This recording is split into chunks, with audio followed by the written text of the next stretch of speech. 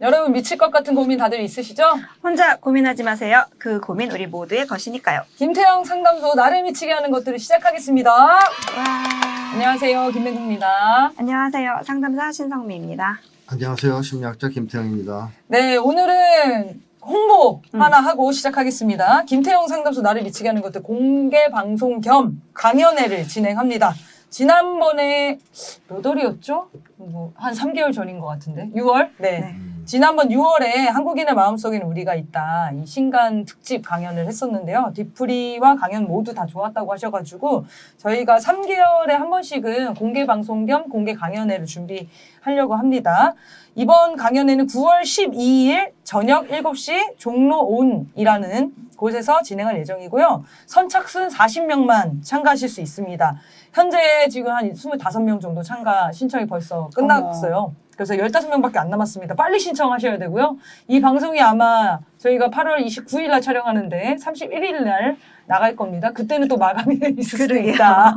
그래서 꼭 빨리 신청을 해주시고요. 강연 주제는 풍요 중독 사회라는 선생님의 저서를 가지고 강연을 하도록 하겠습니다. 네, 신청 주소는 아래에 나가고 있으니까요. 주소를 이용하시면 됩니다. 그래서 오늘 원래 공지하기로는 오늘 방송에서 풍요 중독 사회를 다루려고 했는데 긴급하게 변경을 했어요. 그거는 어떤 책을 할지는 방송 후반에 확인을 하시면 되겠습니다. 공개 강연 많이 신청 바랍니다. 자, 그럼 지난 방송 댓글 읽고 시작하겠습니다. 네, 나경김님. 전 40대인데 초등학교 2학년 때부터 귀싸대기 맞기 시작해서 고3 때까지 그 미친 선생들과 악연이 이어졌습니다. 제 기억에서 유일한 선생님은 중2 때 담임 선생님 뿐이네요. 제 인생에 남은 수많은 상처와 트라우마는 교사들로부터 시작되고 켜켜이 쌓여온 것입니다. 그래서 저는 지금까지도 선생이란 직업은 최소 1년에 한 번씩은 정신 상담을 받아야 하는 직종이라고 생각해 왔어요. 그래서 요즘 20, 30대 교사들의 상황에 참 큰 괴리감을 느낍니다. 세상이 뒤집어진 느낌? 이쪽이건 저쪽이건 다 정상이 아니죠. 교사도 학생도 모두가 행복한 학교란 존재할 수 없는 걸까요? 네. 이런 세상을 살았군요, 우리가. 그러게요. 근데 아까 전 돌아보면 교사도 학생도 괜찮았을 것 같다라는 생각으로 기억되거든요. 그때 이렇게 했어도. 저도 비슷한데요. 저런 거에 공감을 하십니까? 이상한 선생 천지에 그렇죠. 간혹 그냥 조금 괜찮은 선생님 석에 가뭄에 콩나듯이 있는. 근데 그 기억이 행복하지 않거나 그런 기억은 아니실 거 아니에요. 그때 행복했던 것은 선생님 때문에 행복한 게 아니고요. 친구들하고 놀아서 행복했던 거죠. 네, 잘 놀아서. 교사와 관계가 좋아서 행복한 학생들은 많진 않은 것 같아요. 맞아요. 그런 기억은 사실 없죠. 공부를 너무 안 했기 때문에 늘. 공부 잘하는 애들은 좋았을까요? 대답할 뻔했지만 공부 잘하는 유형의 분이셨죠. 성실한 편이었죠. 그러게요. 기억에 남는 선생님들이 이렇게 손에 꼽게 느껴지는 거 보니까 유독 더 감사한 마음이 드는 분이 계셨던 것 같기는 하고, 근데 그때 제가 안 맞았더라도 다른 친구들 맞았으니까. 때리는 걸 많이 방관자. 봤으니까요. 그럼 어떻게 선생님한테 어떻게 했어야 됐나? 선생님 때리지 마셔야죠 라고 하셨어야죠. 저를 때리세요. 그랬어야 됐나? 근데 기억에 남는, 그러니까 이런 것 같아요. 예전에 차승원 배우님이 선생님분도 그런 것처럼 뭔가 세지만 그래도 그 뒤에 있는 정이 있는 교사가 있었다면 지금 사연에 말씀해 주신 교사는 정말 나쁜 교사. 하나부터 열까지 좋은 점이라고는 기억을 할 수 없는 교사분들, 선생님들 말씀하시는 것 같은데 저는 그러니까. 네. 근데 저는 제 기억에는 나쁜 선생님들에 대한 기억은 거의 없거든요. 그러니까 맞긴 맞았지만 학교를 안 다닌 거 아니에요? 네? 학교를 안 다닌 거 아니에요? 전 하루도 빠진 적이 없는 아하. 올 개근상이고 네. 지각도 한 번 한 적이 없는 그런 성실한 아이였지만 창문을 넘고 다녔다. 네, 말은 진짜 안 들었는데 선생님들이 못됐다 이렇게 생각한 적은 별로 없었던 것 같아요. 근데 좀 약간 권위에 충실한 케이스였거든요. 제가. 그러게요. 막 이렇게 욕먹는 선생님이어도 좋은 구석을 발견했던 것 같기는 해요. 제 기억에. 그러니까 뭔가 좀 이렇게 버무려졌는데 좋은 거 나쁜 거가. 근데 꼽으라면 한 명 있기는 해. 그 너무 나쁜 사람. 체육 선생님이었는데요. 그 하키 선생님. 아 하키 선생님. 네, 그런 선생님들 다리 있잖아요. 선생님. 이렇게 그 조회 사전에 한 10분 정도 막 애들 괜히 군기 잡는데 괜히 불러가지고 그 위에서 마이크로 앞을 보면서 여학생 정강이를 발로 차고 그냥 보지 않고 때리는 거예요. 어머. 근데 때리는 것도 문제. 그 많은 애들 음. 앞에서 올라가갖고 그 친구는 진짜 무슨 죄길래? 이 선생은 기억이 진짜 나요. 올 나쁜 선생. 그런 약간 사람들이 미친 있었어. 선생님들이 이상한 있었어요. 놈들 많았어요. 아, 지금은 또 선생님들이 지금 거의 위축돼서 살고 있는 시대여가지고 네, 이게 좀 공감이 안 된다 뭐 이렇게 얘기하셨는데 네, 그런 사회에 대한 분석을 저희가 방송에서 잘 다뤄보도록 하겠습니다. 자, 그럼 사회 분석 시작하겠습니다. 이게 가장 이슈죠. 육군사관학교에서 독립운동가 5명의 동상을 이전하고 백선엽과 메가더 벤플리트 흉상을 세운다고 해서 논란이죠. 홍범도 장군이 공산주의 운동을 했기 때문에 철거해야 한다는 건데요. 이게 국힘당 안에서도 지금 비판이 나오고 있거든요. 홍준표는 우리 그 고장난식은 2번 맞는다. 지금 홍준표가 1번 맞았어요. 항일 독립전쟁의 영웅까지 공산주의 망령을 뒤집어 씌워 퇴출시키려고 하는 것은 오버해도 너무 오버한 것이다. 그리고 이준석은 박정희가 준 서운인데 그럼 서운도 폐지해야 되는 거 아니냐 뭐 이런 식으로 얘기를 하는데 이게 궁금한 거는 보수층에서도 떨어져 나갈 거 아닙니까? 예를 들면 김을동이라든지 이런 국힘당 그러겠네요. 김자진 장군의 손녀잖아요. 그럼 이런 것까지 감수하고 이 일을 저지르는 일이 뭐죠? 이유가 뭐죠? 얘네들은 원래 보수층을 대변하는 애들도 아니라고 제가 계속 얘기했었죠. 윤석열 일당은. 그래도 자기 편이라는 게 있을 거 아니에요. 그러니까 그런 개념이 없어요. 아. 그게 제가 대통령 당선되기 전부터 그 얘기를 했었거든요. 당선되면 보수층 전체의 이익을 위해서 정치를 한 게 아니라 네. 극소수 자기 일당, 패밀리를 위한 정치를 할 거다. 그래서 보수층 내에서도 분열을 일으키고 고립될 위험이 크다라고 제가 주장했었잖아요. 그대로 하는 거고 그러니까 보수층을 아우르겠다 이런 발상이 없는 애들이에요. 그런 게 이제 하나가 있고 그다음에 또 하나는 사실상 얘네들이 하고 싶은 거는 그거 아니겠어요? 이 동상 이거 다 치우고 나서 윤석열하고 김건희 동상 이런 거 세우고 싶은 거예요. 거기다. 최종적으로. 네. 아, 그래 거기까지는 생각 못했는데 그럴 듯해요 진짜. 그쵸. 아, 정말. 분명 에이지를 높여준다. 자리 비워놓고 이제 그 5명 중에 백선엽, 메가더, 벤플리트 세우고 역전이 양력 3명밖에 안 나왔다 했어. 양력 세워놓고 5명을 없앴으면 5명이 올라가야 되는데. 그러니까. 이제 그렇게 이제 세우려면 윤석열은 지금 친일행위를 하고 있지 않습니까? 노골적으로. 네. 그러니까 친일파가 세워져야 자기도 거기 들어갈 거 아니에요. 뭐 구색이 그런- 많네요. 예, 아찔하네요. 전 그런 생각이 들고요. 네. 이 국민에 대한 선전포고를 또 한 거죠. 명확하게는. 앞으로 뭐 나한테 친일파라고 손가락질하거나 뭐 이러면 다 빨갱이로 몰아서 공산주의자로 몰아서 다 죽여버릴 거야. 이 육사에 있는 동상까지 독립운동한 사람인데도 불구하고 철거시킨 게 봐라. 앞으로 가만 안 두겠어. 이렇게 이제 국민들한테 협박하는 거거든요. 제가 지난번에 그 얘기 했었던 것 같은데 미국 가서 한미일 정상회담 하고 나서 이게 업됐다 그랬잖아요. 윤석열이. 네. 더 거친 행동을 할 거다. 더 막가파식 정치를 할 거다.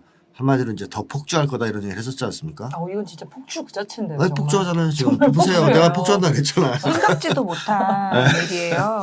그러니까 덕분에 지금 홍범도 장군이 어떤 분이셨는지, 뭐 네, 지청천 장군은 어떤 분이셨는지 이런 거를 국민들이 다시 공부를 하고 있거든요. 네. 근데 너무 엄청난 사건인 것 같아요. 저는 이 사건 보고 진짜 너무 화가 났거든요. 이렇게 대놓고 친일 짓을 할 수 있나? 그러니까 이전까지는 친일파라는 것에 음. 대해서 자기가 친일파라는 소리를 듣는 거에 대해서 조금 조심스러워하는 안 들었으면 좋겠다. 어지간하면 이런 쪽의 행동을 조금 보인 게 있다면 지금은 뭐냐면 친일파다 자랑스럽다 나는 친일이 진심으로 그렇게 생각하는 것 같아요. 그럴 수도 있죠. 네. 친일이 아닌 놈들은 다 빨갱이다. 음. 공산 전체주의 세력이다. 뭐 반국가 세력이다. 그러니까 나를 욕하는 놈은 다 빨갱이다. 거의 지금 그 분위기로 가잖아요. 네. 심각한 상황이죠. 약간 진짜 정신적으로 점점 문제가 커지는 것 같은 느낌이 들어요. 그러니까요. 악화되는 게 막 느껴집니다. 그 문제가 있는 사람한테는 자꾸 뭘 주면 안 되거든요. 마약 같은 거 주면 안 돼요. 뽕 같은 거 주면 이 상태가 더 나빠지거든요. 그러네요. 근데 지금 계속 그 미국이 약을 주고 있기 때문에 이 약을 먹고 지금 상태가 점점 나빠지고 있어요. 육군사관학교 교정에 메가더 벤플리트 세우는 거는 진짜 너무하잖아요. 아무리 한미동맹 네. 중요하다고 한다고 해도 육사인데 어떻게 그런 발상을 합니까? 미국이 세워졌다. 친일 친미의 국가다 여기는. 그러니까 이토 히로부미나 이런 사람들 진짜 세울 기세예요. 장님 조금 있으면 좀 이게 분위기상 자기네가 완전히 장악했다 싶으면 네. 그러고 나서 이제 자기 거 네. 김건희 좀 작게. 아니 백선엽에 대한 웹툰도 다시 게시를 했다고 하더라고요. 아, 그래요? 역사에서. 아, 그러니까 전방위적으로 뭔가 변화를 만들려고 하는 것 같아요. 한마디로 친일파의 나라를 이제 만들겠다 그러게요. 이런 얘기죠. 근데 이승만 세운다는 얘기는 왜 안 했을까요? 이승만이 제일 세우고 싶을 거 아니에요? 이승만은 육사에 세우긴 좀 그렇잖아. 여기 여기 지금 다 군인들 아니야? 이승만은 저기 대구 경북 칠곡에 세워졌군요. 딴 데 동상이. 세우겠죠. 기념관이랑 이거 만들어지고 그래. 육사라서. 육사인데 메가더 벤플리트. 네. 정말 다음 좀 해주시죠. 자존심 상하는 일인 것 같아요. 그러니까 해방 전에 사회주의와 자본주의가 있는데 윤석열이 계속 얘기하거든요. 자유민주주의 이 말을 하는데 이 자유민주주의가 해방 전에도 있던 얘기예요. 없었죠.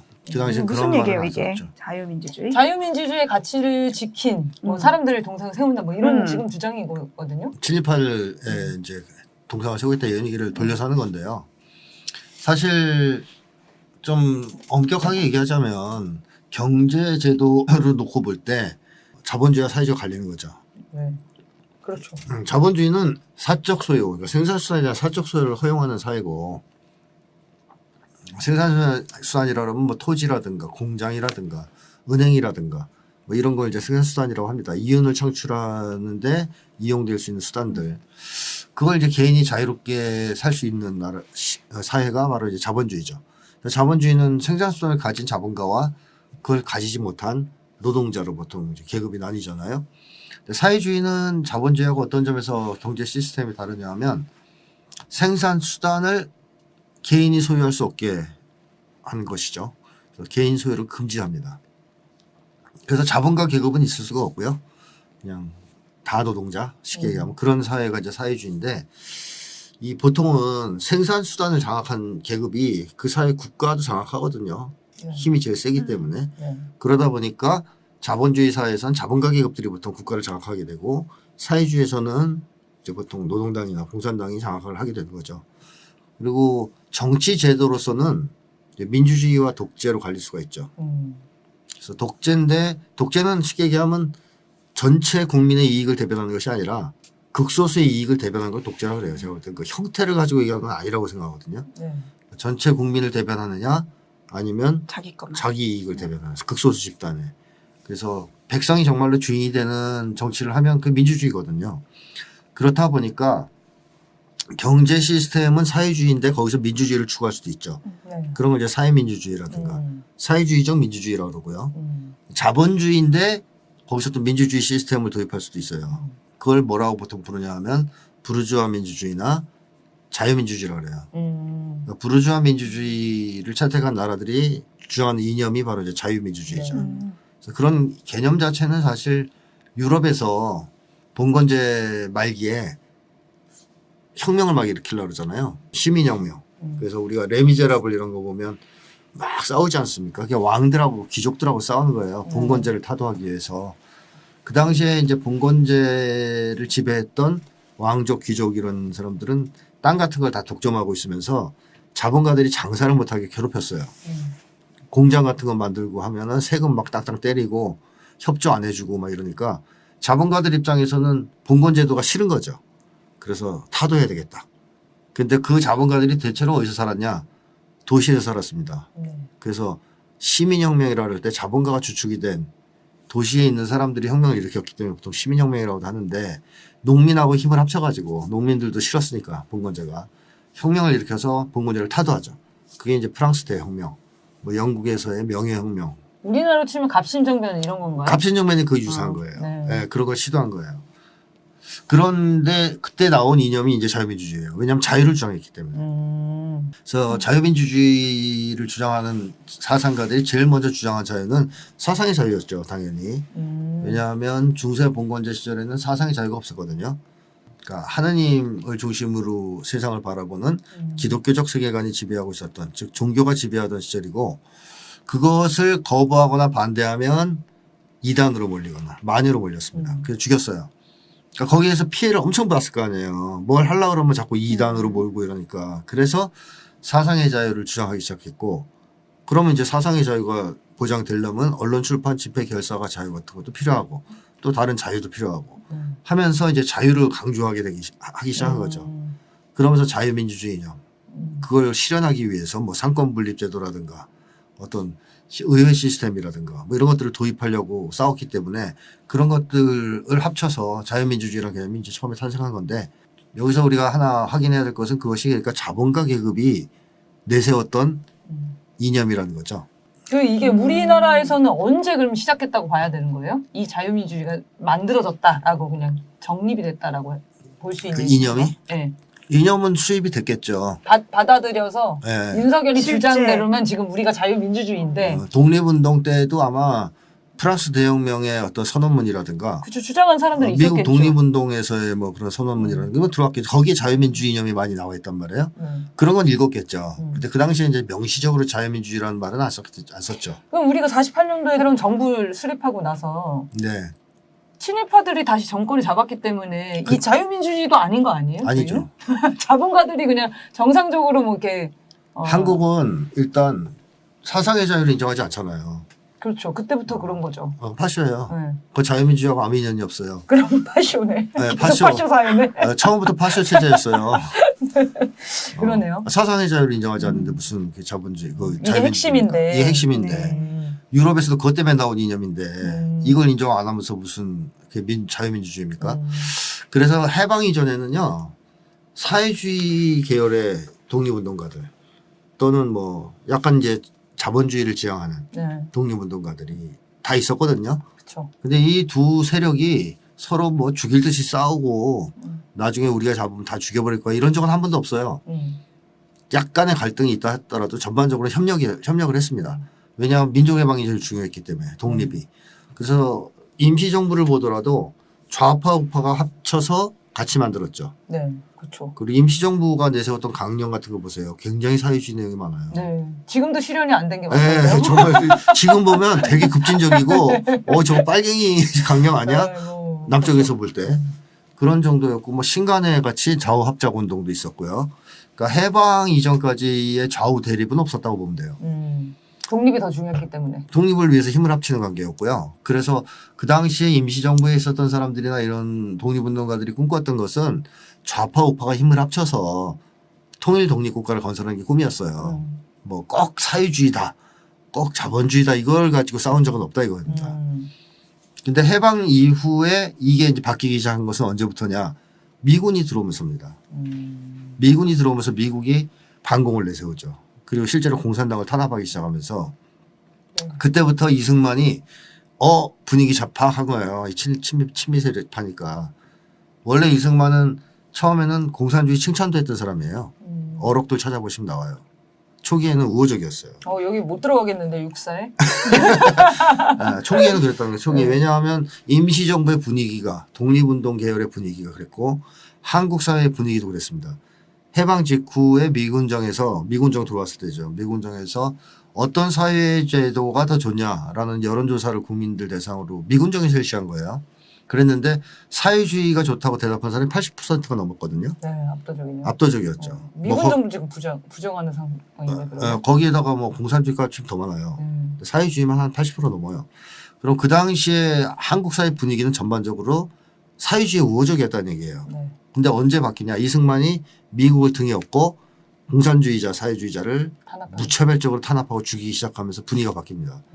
이때부터는 서로 힘을 합쳐서 협력해서 뭘 하자가 아니라 다 때려 죽여야 된다. 이놈들은. 뭐 이런 분위기로 바뀌죠. 윤석열은 진짜 이승만이 존경할 만하네요. 그렇죠. 네. 그걸 하고 싶은 거죠. 바로 이승만이 한 거. 그거 하고 싶은 거예요. 나도 미국을 등에 업고 어벤져스 팀도 됐는데 이번에 다 때려 죽여야 되겠다. 네. 빨갱이들은 뭐 이런 거죠. 김구 선생이 사실 그래서 돌아가신 거 아닙니까? 김구 선생은 이승만의 그런 정치 입장에 반대해서 북에 가서 김일성 주석을 만나서 협상을 해서 통일을 하려고 했어요. 김규식 선생도 그랬고. 그러니까 그걸 그대로 놔둘 수가 없으니까 사실은 김구 선생을 암살한 겁니다. 그러니까 김구 선생은 아마 되게 싫어할 거예요, 윤석열이. 네, 그렇겠죠. 지금 뭐 홍범도 장군한테도 이 정도면 역사를 얼마나 지우고 싶겠습니까? 그러니까 쉽게 얘기하면 해방 이후에 친일파들은 다 죽은 목숨이었단 말이에요. 얼굴도 못 듣는 상황이었죠. 근데 살 길이 열린 겁니다. 그 살 길이 뭐냐면 바로 자유민주주의예요. 자유민주주의가 이때 의미했던 것은 반공이거든요. 다 때려잡자. 그러면서 이승만 세력, 이 정권을 잡은 겁니다. 미국을 등에 업고. 이때부터 이제 한국이 완전히 꼬이기 시작한 겁니다. 쉽게 얘기하면. 이승만이 진짜 민족의 네, 역사에 아주 네. 화근 덩어리죠. 친일파들이 잡고서 계속 주장했던 네. 게 그렇죠. 자유민주주의군요. 맞습니다. 예. 이놈은 지금 자유민주주의 때문에 스트레스를 많이 받고 있는데 근데 진짜 자유민주주의가 아니란 거예요. 그게 파시스트, 파쇼지. 자유가 없는 자유민주주의요. 예. 자, 그리고 이게 재밌는 게 지금 공산주의 운동을 한 게 문제면 친일파를 육사에 세우는 건 괜찮냐 뭐 이런 식으로 이제 국민들이 분노를 하고 계세요. 근데 저는 딱 처음에 홍범도 장군의 이제 그런 공산당 이력이다 뭐 이런 얘기가 나왔을 때 그냥 프레임만 딱 봤을 때 이거를 또 해설하는데 한 세월이겠구나 이렇게 생각했거든요. 근데 단 하루도 안 걸렸습니다. 국민들이 전혀 반감을 안 느끼는 거예요. 그 공산주의 운동을 했었던 이력에 대해서. 그 독립운동 기간이 당연한 거다. 이렇게 이해를 하고 지금 친일파에 대한 분노가 또 높아져 있는 상황이다 보니까 공산당보다 친일파가 더한데 이런 분위기가 약간 형성이 되는 것 같다라는 느낌 받았거든요. 이걸 좀 민족 자주의식 이런 개념으로 우리가 이해를 해도 되는 건가 궁금했습니다. 뭐 일본을 더 싫어하는 것은 나쁘다고 할 수 없는데 정말로 중요한 것은요. 공산주의를 적대시하던 발상 자체가 전 틀렸다고 봐요. 왜 적대시합니까? 그렇게까지. 그거 잘 모르잖아요. 네, 뭐 네, 살아본 적도 없고. 마치 그런 느낌이에요. 지금 매트릭스에서 여기가 거짓이야 이렇게 얘기했는데 무슨 소리라는 거지? 근데 이유를 못 되겠어. 뭔가 불안했는데 이유를 못 되겠는 그런 질문 같아요. 기껏해야 뭐 한국전쟁 얘기하는데 그때는 뭐 사실은 따지고 보면 북쪽도 엄청난 피해를 입었잖아요. 그래서 지금까지 미워한다는 건 말이 안 되는 거고 사실상 민족 자주의식이 있다라고 한다면 이념엔 열려 있어야 되거든요. 그러니까 제일 중요한 것은 국민의 이익이에요. 민족의 이익. 근데 민족이나 국민의 이익을 위해서라면 좌든 우든 상관이 없는 거죠. 만약에 좌가 더 좋다면 좌를 선택하는 거고 우가 좋다면 우를 더 선택하는 식으로 열려 있어야 되거든요. 근데 나는 자유민주주의도 아닌데 하여튼 네. 극우적인 생각을 가지고 있으면서 좌쪽은 그냥 다 죽여버릴 거야. 새 볼 때마다 왼쪽 날개 다 잘라버리겠어. 뭐 이런 식의 태도를 가지면 이게 미친놈이지 이게. 그래서 저는 한국 사람들이 궁극적으로 어디에서 깨어나면 이념에 대한 태도에서 바뀌어야 돼요. 이념을 위해서 인간이 존재하는 게 아니고 인간을 위해서 이념이 존재하는 거예요.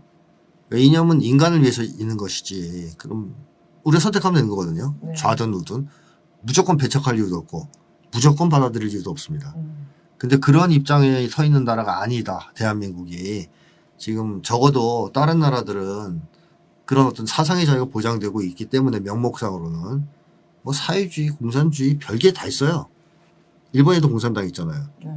뭐 영국과도 있고 미국과도 있습니다. 그런 공산당 내지는 공산주의자를 다 때려서 죽여야 된다 잡아서 이렇게 외치는 미친 사람들은 히틀러 쪽 아니면 없단 말이에요. 그 정도로 미친 사람들은.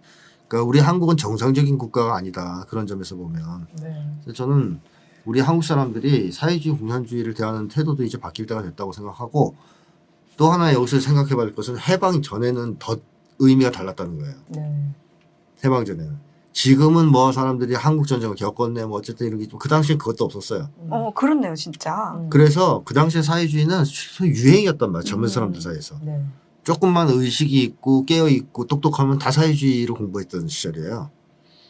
그러니까 사회주의를 모르면 바보 취급받던. 네. 넌 뭐냐 멍청이냐. 아니, 어른들이 말씀하시기를 동네에 똑똑한 사람들은 다 다 사회주의. 그랬대요. 사회주의였다고 그랬잖아요. 네.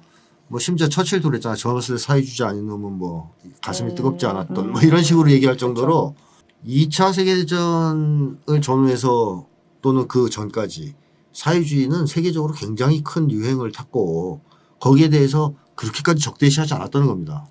인류가. 근데 미국이 반공주의를 표방하면서부터 소위 이제 지구촌의 냉전이 시작되고 한국에서도 심각한 좌우 대립이 시작된 거 아니겠어요? 그런 점에서 본다면 일본 식민지 시절, 일제강점기 시절에 좌파 이력이 있다는 것은 전혀 문제시할게 못 된다. 오히려 장점으로 봐야 되는 거 아니에요? 오히려 똑똑한 사람이었다. 똑똑하다. 왜냐하면 그 당시 그 사회주의자들은 나라 팔아먹고 이런 사람들 아닙니다. 독립운동을 했던 사람들이지. 친일파들이 나라를 팔아먹은 놈들이죠. 그렇죠. 네, 그 사람들은 사리사욕 때문에 사회주의를 한 사람들도 아니에요. 나라와 민족을 위해서 그게 옳다고 생각해서 그걸 받아들인 사람들이지.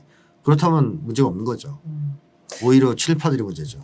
이게 중국이랑 소련이 뭐 소련은 일단 6.25 전쟁에 참전도 안 한 나라잖아요. 그렇죠. 근데 어쨌든 소련 공산당, 막 중국 공산당, 뭐 이게 우리랑 전쟁을 했던 나라에 속한 사람인데 그 소련 군모를 쓴 사람인데 어떻게 육사에 세울 수 있냐고 이런 얘기하는데 사실 미국도 침략을 했었던 거잖아요, 우리나라. 우리나라 몇 번 쳐들어왔죠. 근데 뭐 한미동맹은 중요하고. 아니 게다가 일본은요 36년이나 쳐들어왔어요. 그러니까요. 그러니까 잠깐 3년이 아니고 36년간을 우리를 지배했어요. 그러니까 그게 이제 아. 그 부역한 자들의 동상은 괜찮고 진짜 이런 기준이 너무 황당한 거죠. 그렇죠. 일반 사람들이 보기에도 뭐 공산주의냐 뭐냐 이런 걸 다 떠나서 너무 상식적이지가 않으니까 네. 그래서 압도적인 그 반발이 지금 일어나고 있습니다. 저는 결국은 그냥 천공 생각밖에 안 들더라고요. 이것도 나올 것 상식적으로 같아. 이해가 안 되니까 음. 그런 주술 때문인가? 이것도 나올 것 같아요. 네. 그렇구나. 네. 또 나올 것 그렇습니다. 같습니다. 여러분 찾아봐 주십시오. 네, 윤석열이 또 이런 발언도 했습니다. 제가 읽을 텐데요. 잘 들으셔야 돼요. 원고가 잘못된 줄 알았어요. 자, 우리 정부가 추진하는 약자 복지는 모두가 자유인이 되기 위한 것이며 과학기술 혁신은 자유의 확장과 지속 가능성을 보장하기 위한 것이다. 모두가 자유인이 돼야 자유사회가 된다. 그런 점에서 약자 복지와 과학기술 혁신은 궁극적으로 통합의 기제다. 어떤 분들은 새가 하늘을 날려면 왼쪽 날개와 오른쪽 날개가 다 필요하다고 말한다. 그러나 날아가는 방향이 같아야 오른쪽 날개와 왼쪽 날개가 힘을 합쳐서 그 방향으로 날 수 있는 것이다. 우리 사회가 자유, 평화, 번영, 그리고 인권과 법치를 지향하는 사회로서 우리 모두 한 사람의 낙오자 없이 완벽한 자유인이 될 수 있도록 함께 애쓰고 고민하는 위원회가 되기를 바란다. 라고 했거든요. 그러니까 이게 무슨 말인지를 좀 알려주세요, 선생님. 진짜 무슨 말이에요? 뭐예요? 자유인이 된다는 게 뭐 자연인이에요? 뭐예요? 과학기술 혁신 자유의 네. 확장과 약자 복지는 모두가 자유인이 되기 위한 것이다. 제가 옛날부터 윤석열은 언어 능력에 하자가 있다고 계속 얘기했잖아요. 아니 본인이 쓰진 않았겠죠. 좀 횡설수설한단 지금 말이에요. 완전 행설소리예요. 근데 흥미로운 것은 이 짧은 문장에 모두가 자유인이 돼야 된다는 말이 3번 정도 나와요. 그러니까 지원자 되면 되는데 자유인이 그렇게 좋으면 왜 모두가 돼야 된다라는 얘기를 하는 거냐. 한 사람의 낙오자 없이. 한 사람도 안 돼. 한 명도 빠지면 안 되고 다 자유인이 돼야 돼. 자유인이 되어야 돼요, 여러분. 그 시간 다 한 명도 빠지지 말고 다 자기 같은 파시스트가 돼야 된다. 아하. 자기처럼 다 미쳐야 된다. 다 미치면 자기는 정상이 되잖아요. 네, 그렇죠? 그렇죠. 그러니까 이제 국민들한테 단 한 놈이라도 나를 욕하는 놈 없이 싹 파쇼가 돼가지고 나랑 똑같은 인간이 돼야 된다. 그때까지 내가 가만히 있지 않겠다. 끝까지 하겠다. 우리를 다 자유인으로 만들겠다 저는 지금. 싫다고 나도 가만히 냅두라고. 가만히 좀 놔두면 좋은데 그죠? 진짜요. 왜 왜 이렇게 모두가 꼭 다 돼야 된다는 한 거예요? 사람도 안 뺀댔잖아. 지금 나보자 없게 한대잖아요. 이게 진짜 말은 이렇게 써 있는데 정말 무서운 말이에요. 그러니까요. 아니 그렇게 내팽개쳐 놓더니 이렇게 한 사람 한 사람 다 챙겨서 제가 가르치면 아까부터 좀 잘 좀 얘기했지만 하지. 이제는 어디까지 왔냐면 모두 다 네. 나를 반대하는 그 모두 다 완벽하게 내 꼬붕으로 만들든가 죽이든가 하겠다 하는 거의 그 의사를 표명하는 거고요. 가장 자유가 없는 거를 얘기하는 것 같아요. 그렇죠. 모두의 자유를 뺏겠다는 거죠. 모두의 자유를 뺏겠다는 말이죠. 내가 그렇죠. 생각하는 대로 너네는 무조건 와야 돼. 이거잖아요. 그럼요. 그 인식 못하는 거죠, 자기가.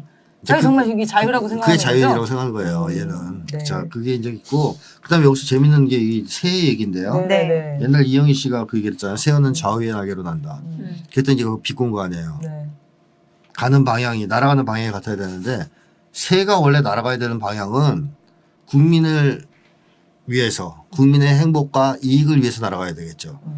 근데 문제는 지금 윤석열 윤새가 네. 그쪽으로 안 날아가는 게 문제 아니에요, 자기가. 그렇죠. 그러니까 자꾸 날개 얘기를 하는 거죠.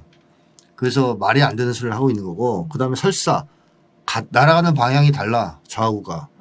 그래도 날개를 하나 자르겠다는 거예요. 지금 저쪽 날개를. 네. 그럼 새는 추락해 죽어요. 그렇죠. 이게 미친놈이라는 거예요. 이게 말하는 게. 이 말의 뜻을 전혀 이해를 못하는 것 같아요. 우리 국민들이 같이 살기 때문에 새라는 거예요. 새. 너가 아무리 너랑 나랑 같은 새가 아니라고 우겨도 너랑 나랑은 새인 거야. 근데 날아가는 방향이 다르면 안 된다 이렇게 얘기하는 게 얘 지금 아예 지금 이 말을 이해를 못하는 거죠. 이거 왼쪽 날개 자르겠다는 얘기인데. 그 말이니까 이해를 못하는 그러니까 그럼 새는 죽잖아요. 그죠. 네. 날기는커녕 뭐 떨어져 서 죽잖아요. 있기도 이유가 힘들고. 우리 왜 나는지 국민들 모르는 중에서 왼쪽 새들은 다 죽였다는 거예요. 음. 지금 그 얘기랑 하는 거 계속 일관되게. 그렇죠. 그리고 자기는 오른쪽으로 계속 나르겠다. 날아보겠다. 한번 한쪽 날개로 나는 새의 모습을 보여주겠다. 뭐 이런 거 뒤로 아니에요? 가는 애보다 내가 한쪽으로 가는 게 더 빠르겠다. 뭐 이런 거예요. 아, 참 심각한 심각한 진짜. 지금 상태입니다. 약간 흥분돼서 붕 떠서 네. 이제 싹 쓸어버리겠다. 어벤져스가 됐으니까 나도. 이게 점점 미쳐가고 있거든요. 그 국민의힘 의원들 만찬에 가가지고 한 얘기도 제정신이 아니에요. 뭐라고? 아찔하다고 한 거? 왜 아찔하다? 아, 정권을 어. 빼앗겼으면 어땠을지 아찔하다. 네, 문재인님은 이제 나라를 아주 거덜내가지고 네. 자기가 그거 너무 그러면서 그게 웃겼는데 여기 계신 분들이랑 밤새서 이렇게 술 한잔도 좀 하고 얘기도 계속 나누고 싶은데 시간이 없네요 하는데 정말 입맛을 쩍쩍쩍쩍 다시는데 진짜 술 먹고 싶어 하는 것 같더라고요.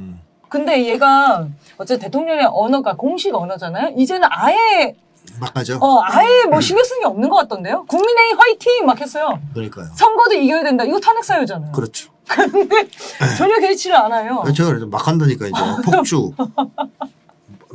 지금 마약에 취한 상태라니까요. 진짜 흥분돼 보이고 어. 너무 행복해 보이고 네. 여러분들을 지금 1년에 한 번 만나는 게 너무 아쉽다. 매달 보고 싶다 막 이러더라고요. 정말 심취해 있나 봐요. 큰일인데 어쨌든 뭐 사고 많이 칠 겁니다. 앞으로 더. 네. 오염수 방류 찬성 정도는 아무것도 아니지 싶어요. 네, 저는 한일합방 선언할 거라고 그런 생각이 들더라고요. 독도도 뭐 포장해서 일본한테 바칠 수도 있고요. 불가능한 자기들 계속 얘기가 훈련하게 아니에요. 하고 좀 뭐 일본해로 바뀐 이상 그거에 대해서 한마디 항의를 안 하는 거 보면은 뭐 독도도 넘길 생각이 있는 것 같습니다. 아, 그렇겠죠. 네. 그다음 좀 어려운 얘기 하나 하겠습니다. 어려운 얘기는 아니고요. 보도가 많이 안 돼가지고 아마 모르시는 분들도 많은 것 같아요. 한미일이 북한의 정찰위성 발사를 규탄하려고 유엔 안전보장이사회 공개회의를 소집을 했거든요. 근데 여기서 북한이 일본의 해고염수 해양 투기를 강하게 규탄을 하면서 화제 전환을 해버렸어요. 그래서 북한이 당사자국으로 발언을 했는데 미사일 발사는 북한의 자위권이자 주권 사항이므로 안보리 결의를 인정할 수 없다라고 짧게 얘기하고 일본의 방사성 물질 이거 해양 투기하는 게 더 문제 아니냐 이렇게 발언을 하고 중국이 동조하죠.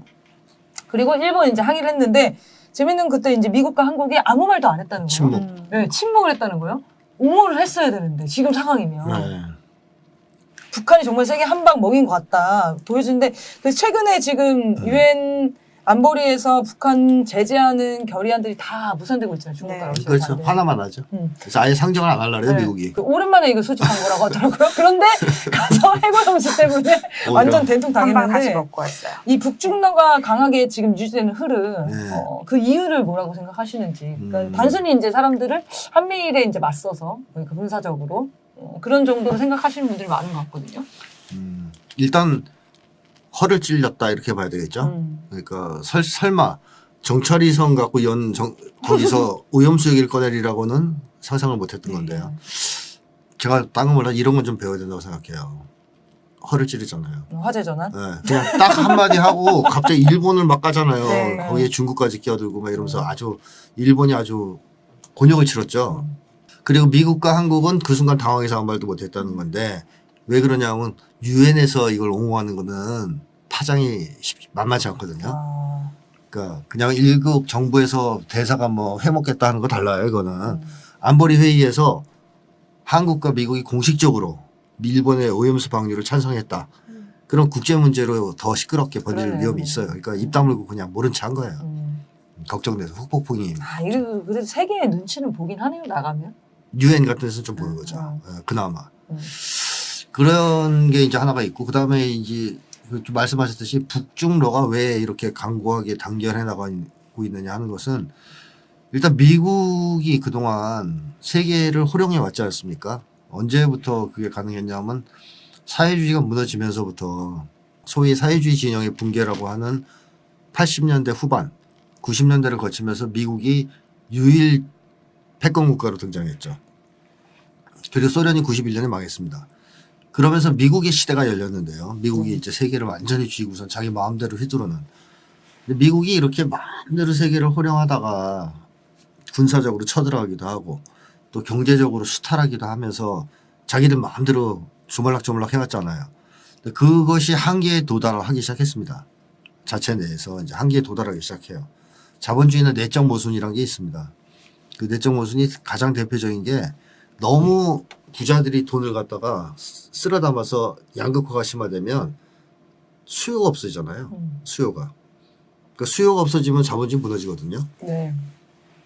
예를 들면 뭐 테레비를 1000만 대를 찍어서 만들었다. 팔릴 거라고 예상해서 네. 하나도 안 팔리면 망하잖아요. 망하는 거죠. 그러니까 네. 생산을 잘해서 유지되는 게 아니라 생산도 잘해야 되지만 그게 팔려야 돼요. 근데 부자들이 돈을 다 쓸어 담았단 말이에요. 미국은. 양극화가 지금 사상 최악이에요. 네. 엄청나더라고요. 빈익빈 부익부가. 네. 집값이 막 한 달에 막 200만 원, 300만 원씩 뛴다는 맞아요. 지금? 그런 상황이에요. 그러니까 미국의 서민들이 소비를 못 해요. 살 수가 없는 아니, 거죠. 돈이 없어요. 네. 그러니까 이 문제에서 미국 경제가 계속 하강을 하는데 이걸 어떻게 미국이 해결해 왔냐 하면 식민지를 약탈하면서. 그러니까 미국이 경제 위기를 넘겼던 것은 사회주의를 무너뜨리면서 회생을 했단 말이에요. 그 나라 시장들 가서 다 먹고 물건도 팔고 또 거기서 약탈도 해오고 이러면서 버텼는데 그 와중에 미국은 지속적으로 계속 세계에서 조금씩 항의와 저항에 부딪힐 거 아닙니까? 네. 너무 많이 털리니까 이제 정신을 좀 차리는 나라들이 생길 거 아니에요. 네. 근데 미국한테 그렇게 저항을 악착같이 했던 나라의 대표적인 나라가 이제 북한이고 그다음에 중국하고 러시아 눈치를 좀 보다가 미국이 좀 기가 약해지는 것 같으니까 지금. 군사력도 약해지고 달러의 힘도 이제 예전 같지 않고 이걸 보니까 야 우리가 맨날 쟤네들한테 머리 숙이면서 뜯기고 살 수는 없다. 당하고 살 수는 없다. 한번 붙어야 되겠다 하는 생각을 하기 시작해요. 서서히. 그러면서 그거의 전환을 이루는 것은 2017년 정도라고 봐야 되는데요. 왜냐하면 2017년에 그 북과 미국이 핵전쟁 일보 직전까지 갔었죠. 네. 트럼프가 막 다 불태워버리겠다. 내 단추가 더 크다. 핵단추 내게 더 크다. 뭐 이러면서. 그래서 뭐 양자가 진짜 핵전쟁 일보 네. 직전까지 갔어요. 그러다가 미국이 도저히 안 되니까 선회를 해서 회담을 열기 시작합니다. 네. 이때 이제 러시아하고 중국이 그걸 지켜봤단 말이에요. 조심조심 조마조마하면서 그 전까지는 되게 미국한테 조심스러웠어요. 근데 딱 보니까 야 저 조그만 나라도 핵 무력을 잘 만들어서 죽기 살기로 덤비니까 미국이 물러나는데 우리는 소위 대국이라는데 이게 뭐냐 쪽팔리게 그러면서 접근하기 시작하죠. 그래서 중국 관계도 2017년을 기점으로 해서 굉장히 좋아지고 러시아도 그때부터 굉장히 좋아집니다. 그래서 그 전까지는 러시아하고 중국이 계속 북에 대한 어떤 안보리 규탄 결의안에 찬성표를 던졌거든요. 그렇죠. 제재도 그랬다고 하고. 하더라고요. 네, 맞습니다. 개별 제재도 하고. 예, 이제 혼내려고 핵개발 막으려고 그러고. 근데 이번에 쇼이구는 가서 화성 18형 지나갈 때 격려를 했잖아요. 네. 그걸 보면서. 한바 웃음 짓고. 예, 그러니까 2018년에 그 흐름 이후에부터 북중러가 하나씩 뭉치기 시작하는 건데 이 과정에서 유엔도 무력해지기 시작한 거죠. 네. 안보리의 두 나라가 계속 미국 편을 안 들어주니까. 근데 그게 결정적으로 하나의 흐름을 탄 건 이번에 우크라이나라고 보면 돼요. 네. 미국은 유럽에서 가장 강력한 군대를 보유한 나라가 우크라이나라고 자랑을 했어요. 왜냐하면 자기네가 훈련 엄청나게 시켰고 군대의 수도 많고 무장 장비도 엄청나게 집어넣습니다. 그러니까 우크라이나의 탱크가 진짜 기록을 보면 저렇게까지 탱크를 많이 갖다 놨어 할 정도로 많아요. 그러니까 그 정도로 충분히 준비를 미국이 시켰거든요. 그러니까 자신만만하게. 네. 싸움하면 러시아 바로 이긴다 우리가. 네. 그러면 러시아를 또 털어서 이 위기를 넘어가자. 해 먹어야지. 아 그렇게 생각한 거예요. 네. 근데 막상 붙어버리니까 지금 많이 지고 있거든요. 그러니까요. 뭐 남쪽 언론들은 맨날 우크라이나가 이기고 러시아는 져서 이제 곧 망할 것처럼 지금도 뭐 얘기했죠. 반격하고 있다 뭐 네, 이런 어디 나오던데. 조금 뺏었다 뭐 이렇게 자꾸 나오지만 실제 전황은 좀 어때요? 실제 전황은 완전히 이제 우크라이나 지금 일보 직전이에요, 붕괴되기. 음. 그래서 미국이 이제 F-16까지 주겠다는 상황인데 네. 미국 내나 서구 내에서도 계속 얘기가 나오죠. 끝내자. 음. 못 이긴다. 네. 우크라이나가 이길 가능성 없다라고 인정하는 얘기가 이제 나오기 계속 나오고 시작했죠. 있죠. 이렇게 우크라이나가 미국의 이제 일격을 가한 거예요. 그러니까 미국이 사실은 헛개비다. 아프간에서 도망갈 때만 해도 설마 했는데 야, 그치. 네. 예, 그때도 야반도주였잖아요. 맞아요.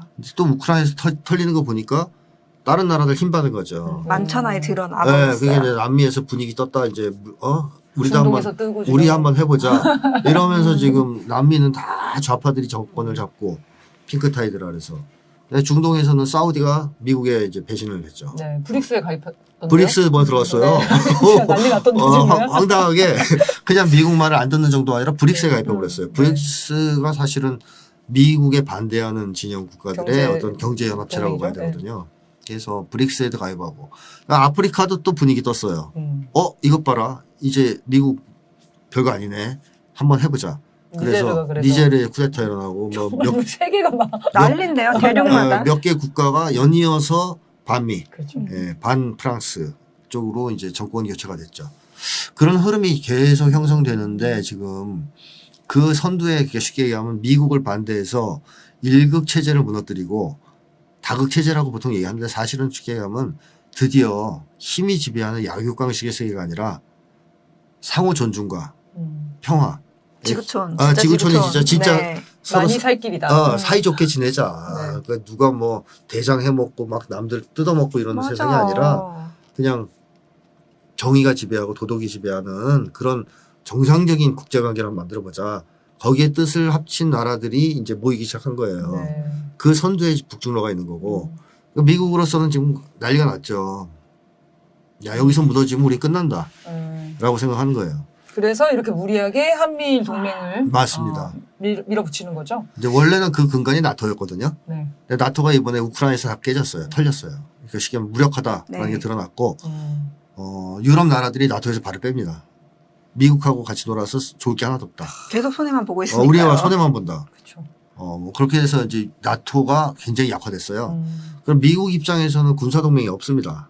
마땅히 끌어들일 만한 나라가 없어요. 그러니까 사실상 그냥 미국 혼자네요. 이렇게 보니까 우크라이나 아니죠. 우리나라가 있잖아요. 거기에 이제 그래서 이제 군사력이 좀 있고 자기들 말을 좀 군사력도 우리가 또 듣고 강국 아닙니까? 이러니까 이제 한국, 일본을 한미일 동맹으로 묶어가지고 네. 그렇죠, 그렇죠. 쉽게 하면 미국의 패권을 유지하기 위한 어벤져스 팀을 만든 거예요. 네. 그래서 윤석열 씨 너무 좋아하는 거죠. 대부분 하죠. 이제 미국 무기도 우리가 제일 많이 사고 무기도 많고 음, 병사들도 많고 나토를 대적할 만큼 이렇게 저희가 다 준비가 돼 있는 거 아니겠습니까? 어쨌든 지금 그런 흐름이다 보니까 네. 유엔은 이제 미국이 옛날에는 자기의 거수기로 이용하는 국제기구였는데 네. 지금 유엔에서 뭐 잘 안 돼요. 미국 마음대로 안 되네요. 하려 그럴 지금. 때마다 다 안 돼요 거의. 이번에는 오히려 한 방 더 먹고. 맞습니다. 그런 분위기라고 봐야 되겠죠. 그 재밌는 게 북한이라는 되게 작은 나라가 미국이랑 70여 년 동안 싸우면서 핵무력을 완성하고 안진 게 너무 상징적인 사건인가 봐요. 전 세계에서는. 그게 이제 심리적으로 준 효과가 엄청나요. 그러니까요. 중국과 러시아도 굽히고 있었는데. 그렇죠. 그랬죠. 그래서 북한과 친해지고 싶다라는 생각을 하게 될 것 같아. 자연스럽게. 쟤는 그렇죠. 어떻게 버틴 거야 그러면. 그렇죠. 그리고 최근에 이제 러시아랑 중국이 제재를 받으면서 이거 제재가 이게 장난이 아닌데라고 이제 느낌적으로 네. 받았을 거 아니에요? 근데 이걸 북한 어떻게 입장에서는 버텼지? 70년 제재를 받은 거예요. 네. 그러니까 너무 신기할 것 같긴 해요. 그래서 그렇죠. 북한을 방문도 해보고 싶고. 네. 그럼 뭐 자연스럽게 그런 감정들이 교류가 되는 거죠. 네, 그렇게 생길 것 같습니다. 앞으로 그러니까 아프리카나 뭐 이런 쪽에서도 북한을 방문할 가능성이 높네요. 그러면. 이번에 그 부르키나파소라고 니제르 옆에 있는 나라가 있어요. 네, 네. 거기에 또 젊은 지도자가 나왔는데 네. 바로 북한과 수교를 아, 하고 한다. 30대라고 했었던 것 같아요. 네네, 30대 맞죠. 지도자입니다. 네. 와. 이제 그런 식으로 제3세계 쪽에서는 북쪽이 권위가 높아요. 미국하고 맞짱을 네. 떴기 때문에 상당히 권위가 있습니다. 앞으로 네. 이제 윤석열을 끌어내리고 정상화 시켜야겠죠 나라를. 아. 네, 네. 이런 얘기도 좀 나눠봤습니다. 자, 그럼 오늘은 싸우는 심리학이라는 책 얘기를 좀 나눌 건데요. 이 책이 앞부분이 어렵기로 소문난 책이에요. 소문난 책 진짜. 이거 그냥 심리학 이론이고 철학서입니다. 철학서 앞에. 그래서 차례차례 조금씩 정리를 해 나가도록 하겠습니다. 일단 이 책이 어떤 책인지 간단히 책 소개를 좀 해주십시오. 심리학자 중에 에릭 프롬이라는 사람이 있어요. 아시는 분들 많을 텐데요. 이게 어른들은 많이 알더라고요. 나이 이 든 책을. 분들은 자유로부터의 도피, 사랑의 기술 뭐 이런 거. 기술. 그렇죠. 저희가 대학 다닐 때 그런 책들이 나왔었거든요. 아. 80년 그분이 아마 80 몇 년까지 살다 돌아가신 걸로 알고 있는데 우리 대학 시절에 사랑의 기술을 안 본 사람이 없어요. 언니 읽으셨어요? 네. 진짜요? 진짜 유명해져서구나. 한 번 손도 안 대봤어. 그때 이제 뭐 대학생들은 연애 잘하려고 읽은 거죠. 제목 보고. 그리고 사랑의 사랑의 기술이 뭘까? 이야, 이 유명한 철학자가 기술을 알려준단다. 왜 보니까 기술은 하나도 없고 막 네. 인간 본성이 어쩌고저쩌고 그런 네. 얘기가 나오고 철학책인데 어쨌든 그 책, 그다음에 자유로부터의 도피 이런 것들을 많이 그때 봤고 네. 사회학이나 철학, 정치학 뭐 이런 계열에 미친 영향이 대단하죠. 그래요? 책을 엄청 세계적으로 많이 팔았고. 근데 어쨌든 저는 심리학자로서의 에릭 프롬을 이제 굉장히 높게 평가하는데요. 그 이유는 뭐냐면 심리학하면 사실 미국이 다 지배하고 있는 상황이었거든요. 근데 그 중에 유일하게 미국을 반대하는 심리학자. 네. 그러니까 자본주의를 비판하는 심리학자. 심리학자들은 기본적으로 자본주의 비판 안 합니다. 체제 내적이에요. 네. 체제 내적이 굉장히 좀 심하게 어용적이에요. 그래서 전혀 건드리지 않아요, 그런 거는. 에릭 프롬은 얄짤없어요. 막 비판하죠. 자본주의 문제 있다. 잘못됐다. 바꿔야 된다. 사회주의 해야 된다. 이렇게 주장하는 학자죠. 그러니까 미국 입장에서 보면 빨갱이인 거예요. 윤석열 입장에서 보면 아주. 큰일 날 책이네요. 싸우는 심리학. 그런데 학문적으로는 굉장히 높은 업적을 달성한 사람이거든요. 네. 가장 큰 업적은 저는 사회적 존재로서의 인간에 기초한 심리학 이론의 길을 열었다. 그게 완전 최초인가요, 그러면? 사회적 존재로 보는 사람을 보는? 심리학 쪽에서는. 심리학 쪽에서는 최초. 최초. 그렇군요. 철학 쪽에서는 마르크스가 이제 네네. 사회적 존재로서 인간을 보기 시작했고요. 그 이후에 인간을 사회적 존재로 보는 철학자들 꽤 많죠. 그 영향을 받아서 인정해가지고. 근데 심리학 쪽에는 없어요. 사회적 존재로 인간을 보는 심리학자는 유일합니다. 그럼 뭘로 봅니까? 생물학적 존재로 보통 봐요. 네네네. 네. 그 얘기 좀 뒤에서 네네. 하도록 하겠고. 그런 점에서 에릭 프롬이 굉장히 훌륭한데 문제는 에릭 프롬을 미국 심리학계에서는 철저할 정도로 배제하고 있다. 왕따시키고 있다는 거죠. 사실 저는 대학교에 에릭 프롬 심리학 배우로 들어갔었거든요. 고등학교 때 선생님이 에릭 프롬을 소개해 준 거야, 하필이면. 이 사람이 이론 좋잖아요. 그러니까 야, 심리학 좀 재밌을 것 같아. 들어갔더니 애자도 안 해주는 수업 시간에 그러게요. 수업 시간 전혀 못 들어. 들을 수가 없어요. 교재에도 안 나오고. 존재는 있으신 건가요? 네. 존재는 알고 근데 계셨어요? 어디에서 가르치냐? 사회학과에서 가르쳐요. 사회학과에서요? 사회적 존재. 철학 쪽에서 더 철학에서도 오히려 가르치고. 하는 것 같아요. 철학에서요? 철학 사회학 쪽에서 가르쳐요. 근데 이분의 직업은 심리학자인 건가요? 그렇죠. 그래요? 심리학자죠. 근데 왜 그러냐면 정치학이나 철학이나 사회학 쪽에서는 소위 좌파가 있어요. 진보가.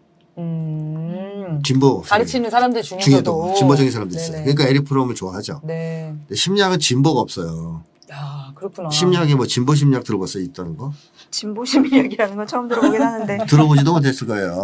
그런 정치라고 해야 되는 거에서 그런 성향을 드러낸 일이 없는 거 아니에요? 그런 게 없어요. 사회학만 해도 좌파 사회학이 있거든요. 근데 어떻게 그럴 수가 있지? 미국- 모든 게 철학에 기반해서 학문들이 파생될 텐데. 그러니까 지금의 심리학은 미국의 심리학이고, 네. 그러니까 유럽 심리학 이런 건 다 죽었고, 음. 미국 심리학이고, 미국 심리학은 태어나는 그 순간부터 친자본 심리학이에요. 뭐 쉽게 얘기하면 자본가들의 이익을 위해서 태어난 학문이고, 또 자본가들에게 돈 뜯어내기 위해서 만들어진 학문이라고 해도 과언이 아니거든요. 네. 그러다 보니까 철두철미할 정도로 친자본주의예요. 그러니까 당연히 에릭 프롬은 대접을 못 받을 수밖에 없죠. 그래서 아마 대학교 4년 동안 심리학과 아무리 다녀봐야 이름도 못 들어볼 겁니다. 에릭 프롬에 대해서 배우고 싶으면 사회학과 가셔야 돼요. 차라리. 하지만 직업은 심리학자였다. 네. 네. 그러니까 이렇게 저는 배척당한 결정적 이유가 뭐예요? 어떤 이유로? 사회주의자라는 거죠. 그 사람 자체가 사회주의자여서. 사회 네. 변혁을 주창하기 때문에. 그 이론 자체도 그리고 자본주의를 엄청나게 비판하거든요. 아하. 인간이 이렇게 병든 것은 인간 자체 엄마 잘못 만나서 뭐 이렇게 된 게 아니고 근본적으로 자본주의 제도의 문제다라고 주장한 사람이에요. 네. 그걸 증명해냈고 네. 논리적으로. 그게 미국 사람들 입장에서 볼 때는 얼마나 싫겠어요. 자본가들이나 미국 심리학자들 입장에서는. 장사 다 말아먹을 일 있어요? 만약에 그게 맞다면 심리학자들은 다 사람들한테 그렇게 얘기해야 되거든. 세상을 개혁해야 된다. 네. 바꿔야 된다. 에릭 프롬 그렇게 얘기했죠. 세상을 바꿔야 된다고. 근데 미국 심리학자들 누가 그런 얘기를 합니까? 상담이나 받으셔. 이렇게 얘기하죠. 모든 걸 개인 문제로 돌리는데. 그렇기 때문에 배척을 당한 건데 저는 에릭 프롬을 좀 제대로 사람들이 알아야 된다. 그런 점에서 미국이 왕따시킨다고 우리까지 왕따시키면 안 되지 않습니까? 그래서 에릭 프롬의 이론을 총정리하고 그것에 대해서 분석하고 평가하고 또 비판할 점이 있으면 또 비판도 하고 이렇게 해서 한 책을 한 권 써야 되겠다. 그래서 네. 쓴 책이 바로 싸우는 심리학이다. 제목이 좋아요. 제목 보면은 읽고 싶지 않습니까? 싸우는 심리학. 맞아요. 그쵸. 앞이 어려워요. 근데 앞에는 이제 그 개념과 이론 정리. 책과 싸워야 된다. 진짜 싸움이 날 뻔했어요. 정말 그 책 읽다가. 근데 뒤쪽은 이 이론이 한국 사회에 어떻게 적용되는가 뭐 이런 것도 이제 나오기 때문에 이해하기 조금 쉽습니다. 근데 앞에가 조금 오래 걸려요. 그래서 여러분들 방송도 들으시고 책도 읽으시면서 같이 이해하시면 좋겠습니다. 일단 첫 번째는 어쨌든 주된 내용은 사람은 사회적 존재다. 이걸 규정했다는 거잖아요. 그 뜻이 뭔지 설명을 좀 해주시면 좋겠어요. 사람이 사회적 존재라는 것은 뜻은 그렇습니다. 사회 속에서만 생존하고 발전해 나갈 수 있는 존재. 그렇기 때문에 사회 유지 발전에 사활적 이해관계를 가지고 있는 존재라는 뜻인데요. 네. 좀 쉽게 얘기하면 이거죠. 지금 신 선생님 옷 이거 집에서 직접 만들어서 입고 나오신 거예요? 아니요. 아니죠. 네. 이 마이크는 우리가 만들었나요? 아니요. 만들 줄 모르죠. 네. 그러니까 만약에 우리가 사회를 떠난다면 어떻게 되겠어요? 생존이 가능할까요? 어렵겠죠. 불가능하죠. 사람들은 각자 분업 체계를 통해서 사회에 필요한 것들을 만들어내고 그걸 교환을 합니다. 시장에서 교환하든 아니든 간에 어떻게든 교환을 해서 그 혜택을 입어서 살아가는 존재예요. 그러니까 사회 속에서만 생존이 가능하다는 거죠. 또 사회 속에서만 발전해 나갈 수 있는 존재죠. 혼자서 무인도 가서 그게 되겠어요? 그러니까 사람은 사회 속에서만 살아갈 수 있는 존재다. 이렇게 봐야 되겠고 그렇기 때문에 사람들은 사회에 관심이 많습니다. 사회 유지 발전에. 걔는 관심이 없잖아요. 세상이 어떻게 되든. 윤석열이 대통령이었더라도 우리 걔는 아무 반응이 없단 그렇죠. 말이에요. 신경 안 써요. 근데 사람은 신경 써요. 왜? 사회가 중요하다는 걸 아니까. 그래서 사회의 발전에 굉장히 중요한 이해관계를 가지고 관심을 가지고 바꾸려고 하는 그런 존재이기도 하죠. 어쨌든 사람은 사회를 떠나서는 인간이 될 수도 없고 인간으로서 발전해 나갈 수도 없다라는 건데요. 네. 그걸 가장 아주 명확하게 보여줬던 사례가 그 늑대 소년이라고 옛날에 얘기했던 사례들이 있습니다. 정글에서 발견된 아이들. 네. 인도에서 보통 많이 발견됐습니다. 음. 인도에서 그 야생 동물이 키운 아이들 있죠. 네네. 그래서 우리가 이제 정글북이나 이런 모태가 됐던 프랑스에서도 발견됐어요. 그런 아이들이. 야생에서 동물이 키운 아이가. 그러면 그 아이는 사회와 분리돼서 자란 거잖아요. 그럼 그 아이들을 잡아다가 본 게 아니라 구출에다가 네. 동물로 보면 잡은 거죠. 네, 그렇죠. 인간이 네. 구출했다 쳐요. 구출에다가 학자들이 얼마나 가르치려고 애를 썼겠어요. 그렇죠. 인간인데 네. 육체는 완전 인간이거든요. 그러니까 뭐 말도 가르치고 뭐 포크 사용법도 가르쳐보고 뭐 예절교육도 시켜보고 성공했을까요? 다 실패했죠. 100% 실패했습니다. 인간으로 전혀 만들지 못했어요. 그래서 심리학자들을 비롯해서 많은 학자들이 인정을 한 게 있죠. 사회를 떠나면 인간이 될 수 없구나. 그러니까 우리가 소위 얘기하는 인간이라는 것, 사람답게 사람답게 거. 살고 사람의 특성을 가지고 있는 것은 사회 속에서만 생기는 거구나 이게. 자연적으로 뭐 인간의 몸뚱이에서 생기는 게 아니구나. 이거에 대해서 확인을 했죠. 그러니까 인간은 사회를 떠나서는 인간 자체가 될 수가 없어요. 그리고 생존도 불가능하고. 우선 살아남을 수가 없으니까 맞습니다. 아기는 혼자서 못 살잖아요. 그렇습니다. 네, 생존도 불가능하고 발전도 불가능하고 오직 사회 속에서만 사회 관계를 통해서 살아가는 존재다. 그런 점에서 사회적 존재죠. 그러니까 사람은 사회를 좋아하겠습니까? 싫어하겠습니까? 좋아하겠죠. 좋아하죠. 네. 그거 없으면 안 되는데. 네. 그러니까 필요하죠. 그래서 이해관계가 있다는 거예요. 사회에 사회에. 애착을 가지고 또 사회적 이해관계를 가진다는 거죠. 이 사회적 존재라는 거를 부정하는 사람도 있어요. 근데 이게 약간 요즘에는 당연하게 느끼는 사람들이 많죠? 아니요. 아니에요? 부정한 사람이 훨씬 많아요. 진짜요? 누가? 네. 누가 부정? 그럼 뭐 무슨 존재로 생각? 개인 생물학적 존재. 생물학적 존재. 네. 이 유형이 뭐가 있습니까? 사람을 규정하는 거에 사회적 존재나 뭐 생물학적 존재 말고도 있어요. 대표적인 건 두 개죠. 두 개. 두 가지고. 양갈래네요. 양갈래고 그다음에 뭐 미국 심리학자들이 일부 주장하는 것은 이기주의자, 이기적 존재. 네. 뭐 이런 식으로 주장하는 흐름이 하나 있는데 대표적으로는 생물학적 존재다 아니면 사회적 존재다 이렇게 갈려요. 네. 왜냐하면 생물학적 존재가 되면 이기적 존재는 자연히 나오거든요. 그러니까 생존을 위해서 뭐 자기 강자가 약간 아주 단순히 얘기하면 동물이라는 거예요. 동물. 네. 머리만 똑똑하지. 머리에 컴퓨터도 한 동물로 보는 거예요. 미국 심리학자들 입장이 그거거든요. 인간 똑똑해. 그 인정해. 하지만 동물이야. 프로이트가 그 주장을 처음 했었죠. 인간은 동물적 본능의 지배를 받는 존재다. 이성을 가지고 있긴 하지만 의연히 인간은 동물적 본능의 지배를 받는다. 이게 프로이트 주장이었잖아요. 네. 그러고 나서 미국 애들이 엄청 욕하거든. 프로이트는 뭐 비과학적이다, 또라이다, 미친놈이다. 욕해놓고 지들도 똑같은 주장을 해요. 인간은 지적인 능력은 있지만 동물이다. 그렇죠. 동물적 본능. 예전에 군대에서 성추행 사건이 일어났을 때 네. 휴가를 안 보내줘서 그랬다고 라고 얘기한 그 미친 국회의원이 있었잖아요. 그런 게 생각하는 게 지금 생물학적 존재다라고 생각하는 거죠. 그러니까 뭐 진화생 심리학이라든가 다 그 얘기잖아요. 뭐 예를 들면 남자가 왜 룸사랑에 가냐 그러면 원숭이가 이렇게 털 걸어 준대 서로 친밀감을 올리려고. 그래서 털 걸으러 간다고 김정은인가 옛날에 걔가 주장했었잖아요. 심리학자. 룸사롱 가는 이유. 남자가 룸사랑 가는 이유는 털 구르기 때문에 갔대나 뭐 터치 때문에 갔대나. 그러니까 진화 심리학. 남자가 왜 바람 피냐 그러면 원래 남자는 씨 뿌리는 수컷은 그런 본능을 가지고 있어서 남자는 바람 피게 돼 있다. 옛날에 그런 거 얘기하시는 분들 많았죠. 여자는 뭐 씨 뿌리는 게 목적이 아니고 애를 잘 키우는 게 목적이라서 부자를 좋아하는 거다. 본능적으로 그런 거기 그러니까 때문에. 이제 동물은 원래 다 그렇다. 그 다음에 뭐 왜 안중근 이사가 이토 히로부미를 죽이면서 자기를 희생시켰느냐. 네. 종을 보존하기 위해서는 거다. 네네. 그 주장하는 사람이 있었어요, 진짜. 나 이거 미친 줄 알았거든요. 근데 약간 반박 못 하겠는 거예요. 그러니까 이제 동물의 행동과 이런 걸 네. 가지고 다 인간을 설명한 거예요. 왜냐 네. 똑같다고 보니까. 근데 그게 틀렸다라고 볼 수는 없는 거잖아요. 틀렸죠. 틀렸어요. 당연히 틀린 거죠. 그렇게 설명하는 걸 환원주의라는 거죠. 그럼 어떻게, 뭐가 다릅니까? 사회적 존재로 설명하면 어떻게 되는 거죠? 한번 생각을 해보시면 인간이 지구상에 처음 탄생을 할 때 뭐 처음에 생물학적 존재로 탄생을 했다가 사회적 존재가 된 게 아니에요. 탄생할 때부터 사회적 존재였어요. 무슨 얘기냐면 지구상에 원래 인간은 없었잖아요. 원숭이였잖아요.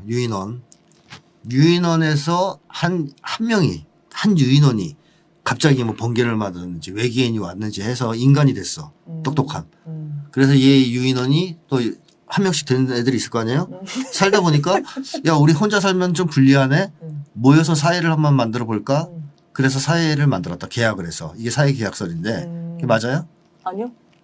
인류학적 발견에 의하면 인간은 어때요? 처음에 단독으로 인간이 됐습니까? 사회를 만들므로써 인간이 된 겁니다. 사회를 만들므로써. 그러니까 예를 들면 이건 추정이죠. 뭐 이제 증거는 될 수 없어요. 아주 먼 옛날 얘기니까. 한 유인원 무리가 있었다 쳐요. 이 유인원 무리는 원래 동물이니까 동물은 자연에 순응하지 않습니까? 뭐 먹이 떨어진 거 주워 먹고 열매 채취. 생존을 위해서 사는. 그냥 거죠. 생존의 방식이 적응이에요. 자연에 적응하고 순응하면서 생존하는 거예요. 그러다가 어느 날 싫어진 거예요. 우리가 왜 맨날 주워 먹어야 돼? 직접 우리가 키우면 안 될까 저거? 순응을 거부하기 시작한 거죠. 적응과 순응을. 그 무리가 이제 있을 거 아니에요. 동물을 맨날 이제 사냥하러 다니는 것도 너무 힘들어. 덫을 놔서 좀 잡아보면 안 될까? 아니면 잡아다 우리가 직접 키워보면 안 될까? 그걸 이제 보통 자유에 대한 요구 혹은 자주적 요구라고 그러거든요. 네. 이제 그런 게 생겼어요. 아주 미약하지만 자연으로부터 독립하려는 자연의 주인이 되려는 요구가 생긴 거예요. 그럼 이거를 실현하려면 한 개인이 그게 가능하냐 이거예요. 유인원 생활을 했는데 집단으로 해야 될 거 아니에요. 막 나 혼자 막 방에 틀어박혀서 막 씨 뿌리고 이럴 수 없잖아요. 그렇죠. 그래서 키워보고. 예를 들면 여태까지 멧돼지만 잡았다 겨우 인간의 힘으로 잡을 수 있는데 맘모스를 잡고 싶다 이거예요. 그러면 어떻게 해요? 맘모스를 잡으려면 힘을 모아요. 머리를 맞대서 방법을 찾겠죠. 일단 제일 중요한 건 조직이에요. 조직. 동물의 무리 수준으로 만들어진 조직으로는 맘모스를 못 잡아요. 사냥 조직을 만들어야 돼요. 유인조.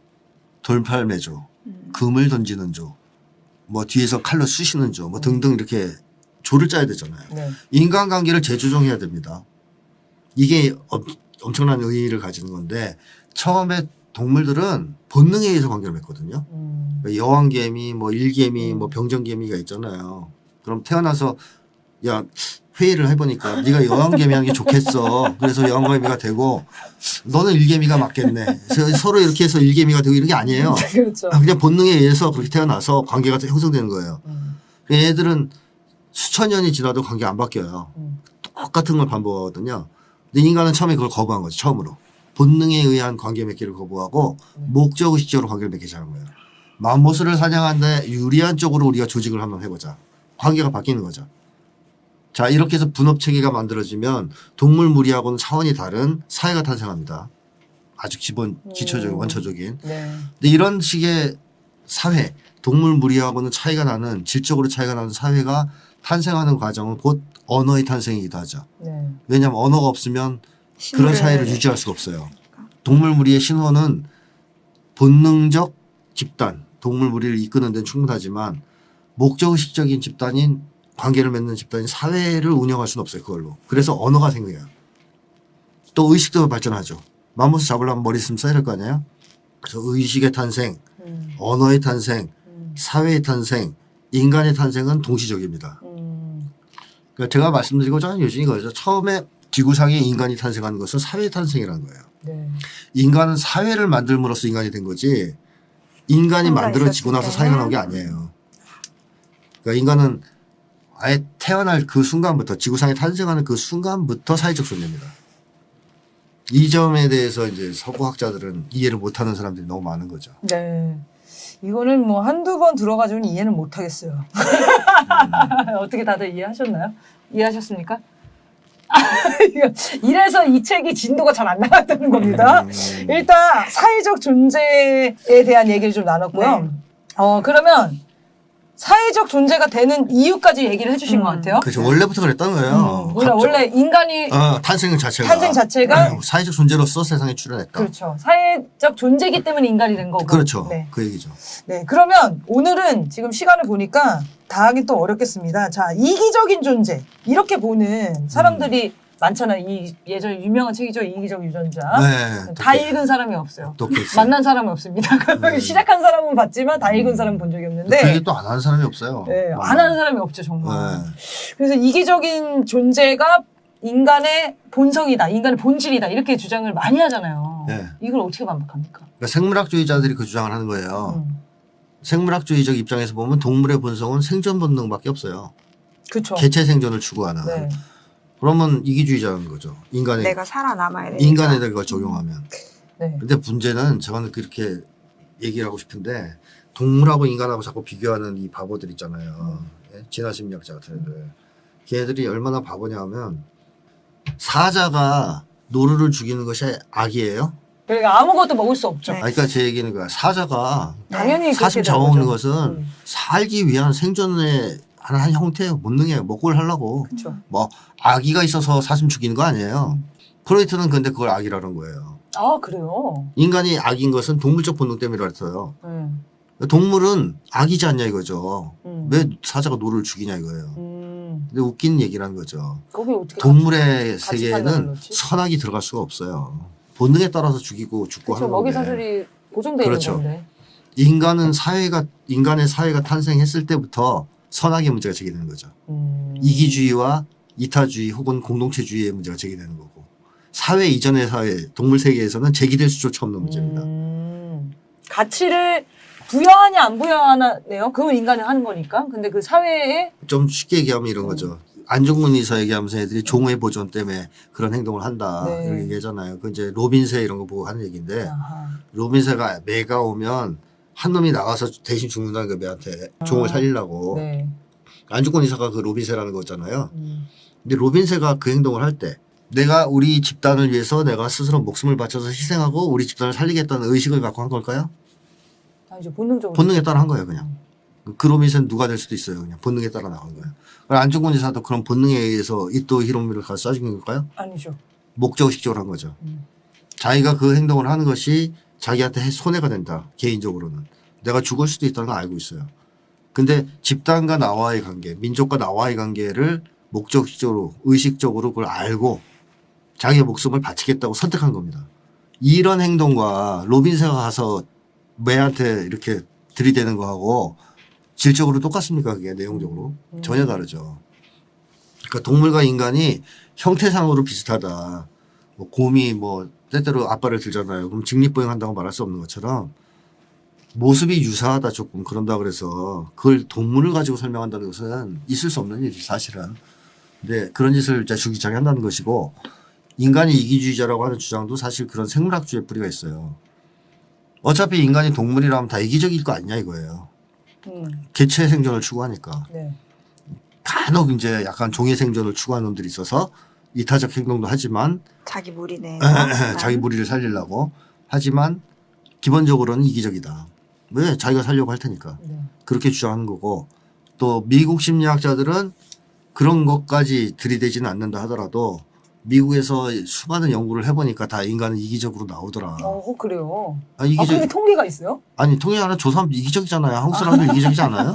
그 지금 보편적으로 좀 그렇게 느껴질 때가 있죠. 다 이기적이잖아요. 단정 짓지 말아주세요. 아니 이게 이제 그런 사람이 많다는 건데. 그러니까 일반적으로 이렇게 생각을 하니까. 그러니까 이제 이기주의자가 이렇게 많은 거 보니까 인간 본성이 이기주의 아니냐, 네. 이기심 아니냐 이렇게 얘기하는 건데요. 제가 그걸 반박하는 걸 아주 쉬운 걸 하나 얘기를 들어볼게요. 자, 본성이라는 것이 이기주의가 본성이라는 얘기인데 인간의 이 본성인지 아닌지 판단하는 아주 좋은 기준이 있어요. 아주 심플한 기준이 있습니다. 뭐냐? 본성대로 살면 정신 건강이 좋아지느냐, 더 행복해지느냐를 따져보면 돼요. 물고기는 물에서 사는 게 본성이죠. 네. 그러면 땅에서 키우면 어떻게 될게요? 물고기를. 죽죠. 윤석열은 친일이 본성이란 말이에요. 근데 이제 친일을 못하게 하면 어떻게 되겠어요? 이제 미치거나 죽겠죠. 네, 미치겠죠. 그러니까 이 모든 존재는 자기 본성대로 살아야 정신이 건강해지고 행복해집니다. 그럼 인간도 본성대로 살면 정신이 건강해지고 행복해질 거 아니에요. 자, 이기주의가 인간 본성이다. 이기심이. 그럼 인간이 이기적으로 살면 살수록 정신이 더 건강해지고 더 행복해져야 되죠. 그런 사람 보셨어요? 윤석열 봐도 아니네요. 아니죠. 이기주의로 살다가 지금 미쳐버렸는데 누가 봐도 지금 미친 상태인 걸 알고 있는데. 심리학 연구들이 사기를 칠라해도 곧 못 치는 게 여러 연구를 해보니까 이기적인 놈일수록 정신 건강이 안 좋아. 행복하지도 않아요. 행복한 사람들은 이타적이거나 공동체적인 사람들. 그건 또 통계로 또 다 잡히죠. 왜 조사하면 나오죠. 또 이기적이긴 한데 그런 사람들은 행복하지 않더라. 이기적일수록. 그래서 이기적인 사람이 제일 싫어하는 사람은 이기적인 사람이거든요. 랩인 줄 알았어. 이기적인 사람들이 제일 싫어하는 사람이 이기적인 사람이에요. 자기보다 더 이기적인 사람. 그 사람이 싫어하는 사람은 자기보다 더 이기적인 사람. 이기적인 거 싫어해요. 웃기네요. 자기도 이기적인데 이기적인 사람은 싫어해요. 그 이기적으로 살면 정신 건강이 황폐화됩니다. 아주 나빠져요. 행복해지지도 않죠. 그렇다면 인간 본성에 맞지 않는 거 아닙니까? 네. 인간 본성에 맞으면 그렇게 살면 행복해져야 되고 정신이 더 건강해져야 돼요. 이것만 봐도 이기심은 인간의 본성이 아니라는 걸 알 수 있죠. 이거 너무 단순한 명확하네요. 영화만 봐도 그렇잖아요. 이기적으로 끝나는 영화는 없죠. 세상에 존재하지 않아요. 그거 뭐 흥행이 실패합니다. 흥행이 실패하죠. 사람들이 너무너무 싫어합니다. 저게 이기적인. 뭐야? 영화가 이렇게 끝난다고 이렇게 생각하죠. 주인공이 처음부터 끝까지 이기적인 목적을 추구하고 나중에 착복하는 거로 끝났다. 그런 영화는 성공할 수 없죠. 절대 안 되죠. 그 감독들이 시도를 많이 하는데 늘 성공을 안 하더라고요. 그렇습니다. 그리고 얼마 전에 대유행을 했던 오징어 게임을 한번 보면 드라마. 오징어 게임에 참여했기 때문에 이기적으로 된 거예요? 아니면 원래 이기적이어서 그런 오징어 게임을 한 거예요? 참여했기 때문에 이기적이 돼서 힘들어졌죠. 누가 봐도 그렇잖아요. 네. 그 드라마를 보면. 그 게임에 참여하기 전까지는 그렇게까지 이기적이지 않았잖아요. 그 사람들이. 근데 잔인한 오징어 게임에 참가하게 되면서 이기적으로 바뀐 거 아니에요. 네. 그렇다면 자본주의 사회가 인간을 이기적으로 만든 것이냐? 인간이 원래 이기적이라서 이따위로 사는 거냐? 그때 에릭 프롬이 대답은 그거였던 거죠. 자본주의 사회를 이렇게 만든 거라는 거예요. 인간 본성이 아니라. 인간 본성은 이기적이지 않다는 거죠. 근데 이게 이렇게 들으면 너무 이해가 잘 되는데 이거를 거부하는 사람들이 있는 거예요? 어떻게 생각하세요? 물론 저는 이기적인 존재라고 말한 사람들 못 본 것 같아요. 심리학자 중에는? 네. 그냥 다행이네요. 공부를 열심히 안 하셨는데 모르겠는데요? 미국 심리학을 열심히 공부 안 하셨어요. 그러니까 이렇게 표현하진 않죠. 이기적인 존재다가 아니고 이게 다양한 언어로 뭐 이런 이기적인 생각을 하면 음. 죄책감으로 고통스러워한다는 게 프로이트잖아요. 요즘에 또 이 심리학 추세 아닐까요? 뭐가요? 아니 이제 프로이트는 옛날에 죽었으니까 다시 아. 바뀌진 않을 텐데 프로이트의 주장이 그거는 이론 자체는 아니고 그런 말을 한 적이 있다는 거예요. 정신건강 차원에서. 그래서 이런 거 있잖아요. 이제 이론 자체는 완전히 틀려먹었는데 중간중간 멋있는 말을 하거나 맞는 말을 하는 경우가 있거든요. 네. 그렇게 보면 프로이트도 좋은 말 많이 했어요. 네. 근데 문제는 그 사람이 주장한 기본적인 이론의 뼈대 자체가 잘못됐다는 거예요. 그리고 그거를 기반으로 해서 파생되기도 하고 이렇게 해석되기도 그렇죠, 하고. 그렇죠. 그리고 그래서 뭐 영향을 인간을 받는 뭐 사람이 이기적이라고 노골적으로 주장하는 학자도 있고 아니면 개체 생존이 인간의 본성이다라고 돌려서 생물학주의적으로 표현하는 사람도 있고 또 뭐 등등. 생물학적인 얘기는 많이 하죠. 네, 이제 그 요즘에는 생물학주의를 가지고 많이 써먹어요. 생물학적으로는 어떻게 얘기하나요? 그냥 말 그대로 진짜 살아남으려면 그렇게 해야 되니까 그렇게 진화됐다. 근데 이제 인간이 생물학적인 거는 어쨌든 뭐 이렇게 실험에서 결과 나오기가 되게 좋으니까 아무래도 근데 진화심리학은 또 근거도 없어요. 보면. 되게 근데 그럴듯하죠. 진화 심리학은 지금도 들어보면 지금도 이렇게 유행하는 심리학인가요? 지금 주류. 주류 심리학이 진화 심리학이에요? 네, 그 진화심리학의 영향을 받아서 심리학자만이 아니고 소위 지식인 네. 요즘에 좀 그래 난다든다 하는 지식인들 보면 다 진화심리학이에요. 제가 깜짝 놀랐어요. 여러 가지 책을 보는데 사회학적은 뭐건 간에 결국 진화심리학을 인용하더라고 다.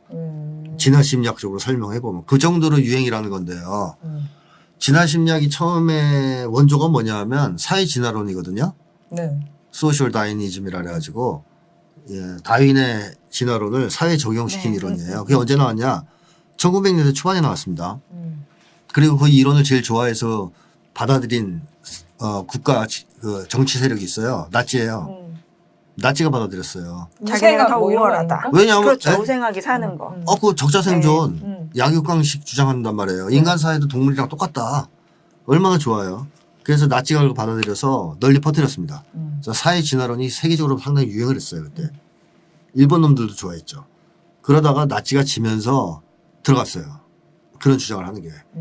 들어가고 미국에서도 약간 진보가 세지고 하던 시절이 있었거든요. 반전운동 벌어지고 친좌파 운동 터지고 세계가 막 진보의 물결로 막 들끓을 때가 있었습니다. 네. 비틀즈의 시절. 그때는 미국에도 인본주의 같은 게 나왔거든요. 조금이라도 이제 약간 행동주의 같은 거 치는. 그러다가 미국이 다시 세계를 제패하기 시작해요. 90년대부터. 득세에서 1급 패권이 됐자 부활한 겁니다. 사회 진화론이. 필요하구나. 이름을 바꿔서. 네. 처음에는 사회생물학이라는 이름을 달고 나왔다가 제가 대학원 다닐 때 그걸 배웠었거든요. 처음. 유학, 우리 은사님이 미국에서 바로 수입해서 내가 1호로 배웠어요. 대한민국에서. 사회생물학을. 네. 그때부터 싸웠지, 교수하고. 무슨 개소리를 하는 거야. 네. 근데 그 교수님은 나중에 그거 엄청 싫어하시거든요. 그 당시엔 그걸 가르쳤지만. 너무 잘못된 이론이라고. 그게 이름을 다시 바꾼 게 진화심리학이에요. 그러니까 그러니까 본질은 그 내용인데 사회 진화론 이게 사회진화론이에요. 이게 본질인데 똑같아요. 이름을 지금 바꿔서 진화 심리학. 이름을 자꾸 바꿔서 변조되고 있다. 뭐 이런 거고. 어떻게 선생님 어떻게 요즘 연구는 어떻게 되세요? 제가요? 진화 심리학 배우실 거 아니에요? 진화심리학은 상담에서는 많이 나오지는 않아요. 많이 그래요? 나오지는 않는데 뭐 일부 동조되는 얘기는 있죠. 뭐, 이렇게 뭐 상담에서 어쨌든 뭐 이론적으로 내담자고 얘기하진 않으니까 내담자가 자기가 왜 그렇게 됐는지를 이해할 때 진화심리학적인 접근이 좀 편안할 때가 있긴 있어요. 그래서 사기치는 거예요. 있긴 있고. 내 남자한테 그렇게 하면 사기치는 거라고. 전 진심으로 얘기해요.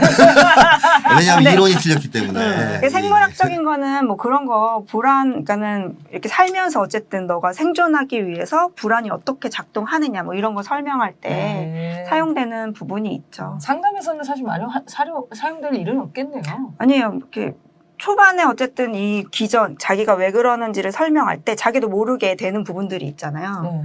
그런 부분 때문에 되게 고통스러워할 때 있다면 내가 도대체 왜 이러지? 그러면 이거 뭐 이제 입막음 하려는 건 아니고, 그러니까 이런 당신이 자기도 모르게 하는 많은 행동들을 설명할 때 할 수 있는 여러 이론 중에 하나이죠. 근데 선생님은 그러면 진화 심리학이 아예 없어져야 된다. 네. 대변이다 이렇게 생각하시나요? 그렇죠, 당연하죠. 여기까지 하겠습니다. 한 시간 더 할 것 같아서. 자, 그럼 오늘은 이렇게 인간은 사회적 존재다까지 했는데요. 원래는 인간의 그런 본성은 뭐냐, 그 얘기를 하려고 했는데, 시간이 길어져서 다음 시간에 해야 될 것 같네요. 자, 그러면, 싸우는 심리학 방송을 하고 있습니다. 첫 번째 순서로, 인간은 사회적 존재인가, 아니면 생물학적 존재인가, 이거에 대한 얘기를 좀 했습니다. 다음 시간에는 인간의 본성에 대해서 다뤄보겠습니다.